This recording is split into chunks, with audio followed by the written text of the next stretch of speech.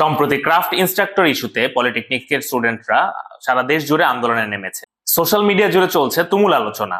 Diploma ইঞ্জিনিয়ারদের মর্যাদা, কারিকুলামের মান এবং ভবিষ্যৎ নিয়ে চলছে নানা মতভেদ। ডিপ্লোমা ইঞ্জিনিয়ারদের গ্রেড 10ম থেকে 11তমতে নামিয়ে দেওয়ার পরিকল্পনা করা হচ্ছে বলে শোনা যাচ্ছে। অনেকেই বলছেন ডিপ্লোমা কোর্সের কারিকুলাম দুর্বল, এই কোর্সটি টেকনিশিয়ান তৈরির জন্য, ইঞ্জিনিয়ার তৈরির জন্য না। কিন্তু আমি এই মতামতের সাথে একমত নই, কারণ ডিপ্লোমা ইঞ্জিনিয়ারিং কারিকুলাম আসলে অনেক শক্তিশালী। কিন্তু আসলে কি স্টুডেন্টরা এতটা স্কিল হয়ে বের হচ্ছে? যেমন ইলেকট্রিক্যালের স্টুডেন্টদের সেকেন্ড সেমিস্টারে অটোক্যাড ইলেকট্রিক্যাল কোর্স থাকে, তবে তারা কি ইলেকট্রিক্যাল সিস্টেম ডিজাইনিং এ এক্সপার্ট? তারপর 4th সেমিস্টার এবং 5th সেমিস্টারে মাইক্রো কন্ট্রোলার কোর্স থাকে, তবে স্টুডেন্টরা কি micro controller programming, sensor interfacing এই জিনিসগুলোতে এক্সপার্ট?